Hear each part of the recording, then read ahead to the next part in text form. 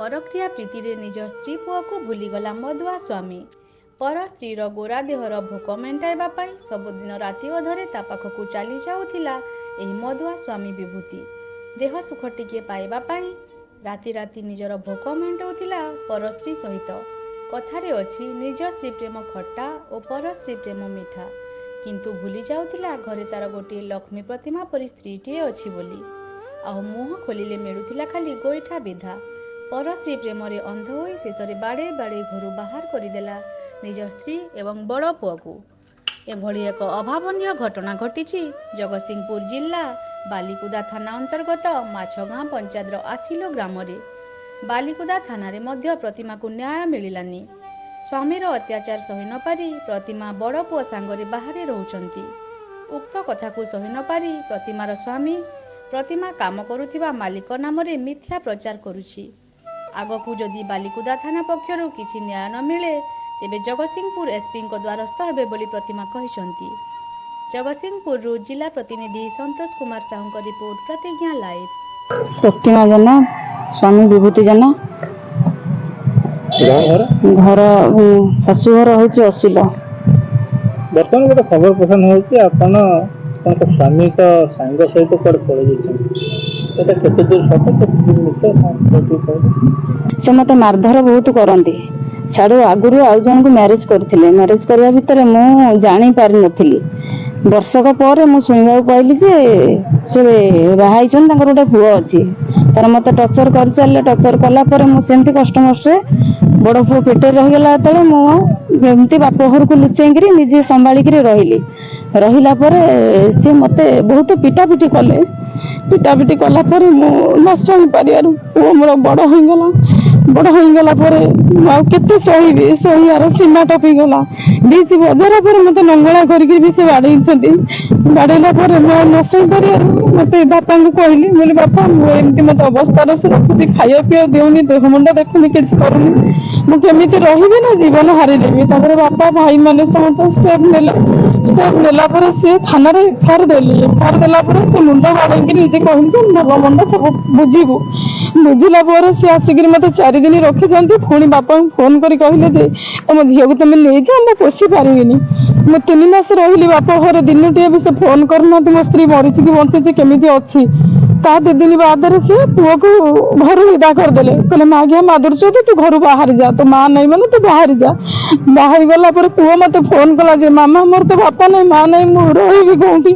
मुझे बापा तू गोटे कम कर ना तू रही था मत टे टाइम दे मु पर घर बासन बाजिक मो पुओ को मनीष कर चलती। जमी कहला सी कौन कले ना पुओ कहला मामा मु घर भड़ा नेबी। पुओ जो मालिक पाखे कम करते मालिक कहले से रिक्स ने ना कहीं सब काली पुओ सुइसाइड करदेला सी मो बेकर छंदी हे कह तुम स्वामी मो ना मिछ अभियोग कर तुमको चिन्हनी कि जानी। पुओ मालिक पाखे कम करी मुझे जानी कि चिन्हनी कि ना या कहला मुझे आसिक घर भड़ा नेली। घर भड़ा नेला मत तो नवाई गले मत बहुत व्यवहार खराब कले। स्वामी जदि गोटे स्त्री की नवाई जीव व्यवहार खराब कर किसी मतलब ना घर हो समस्त पाटितुंड झमेला अच्छी।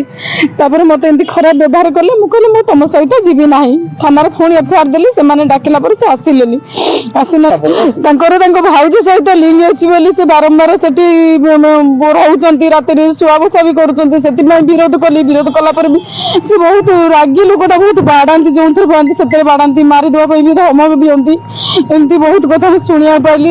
बासन कुसन भल मंद जमी बाड़ी अलरेडी सब बिक्री सरी जाइए। से भाउज ही रखिंट से मझियाणी भाउज चपड़ा जेना से सब रखिंट स्वामी स्त्री घर बाहर करदे। कहले घर रखी ना टोटाली घर बाहर करदे।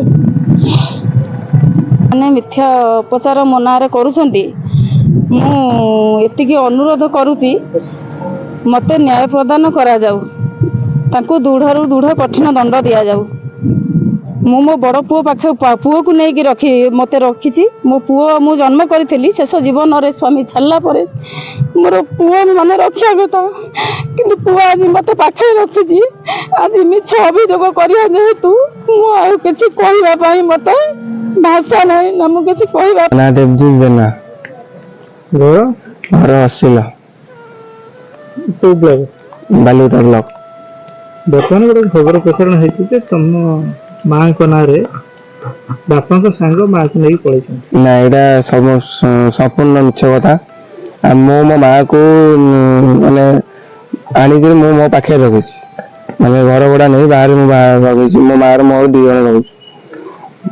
ମିଛ କଥା। ଆଜ୍ଞା ଏଇଟା ମିଛ କଥା। ଏଇଟା କୋଉଠି ଚାକିରି କରୁଛ? ମୁଁ ସେଇ ବାପାଙ୍କ ସାଙ୍ଗ ପାଖରେ ଚାକିରି କରୁଛି। ମାକୁ ବାହାରେ ଆଣି କାହିଁ ରଖୁଛ? ମାଆକୁ ବାପା ଯେହେତୁ ମୁଁ ଛୋଟବେଳୁ ଦେଖି ଆସୁଛି, ସେ ମାନେ ମଦ୍ୟ ପିଇକିରି ମାନେ ଯୋଉ ରେଟ୍ ମାନେ ମରା ଧରା ମାଆକୁ ସବୁ ଡେଲି କରୁଛନ୍ତି। ଯେହେତୁ ଡେଲି କରୁଛନ୍ତି, ଆମେ ଆଉ ପୁଅ ଯେହେତୁ ଆମେ କେତେ ସହିବୁ ଆଉ? ଆମେ ତ ପୁଣି ମଣିଷ ନା ନାଇଁ, ପୁଣି ଆମେ ପୁଣି ମାଆକୁ ଯେହେତୁ ମାନେ ମାରୁଛନ୍ତି, ଆମେ ବିରୋଧ କଲା ବେଳକୁ ମାନେ ଆମ ଉପରକୁ ମରା ଧରା ମାମୁଁକୁ ମରା କରିକିରି ମାନେ ମତେ କହୁଛି ବାହାରକୁ ପଳା, ମାନେ ଘରୁ ବାହାରିକି ପଳା। ଆଉ ମତେ ଯେହେତୁ ଘରୁ ବାହାର କରିଦେଲେ, ଆମେ ମା ପୁଅ ଆସି ବାହାରେ ରହିଲୁ ଆଉ ଭଡ଼ା ନେଇକି।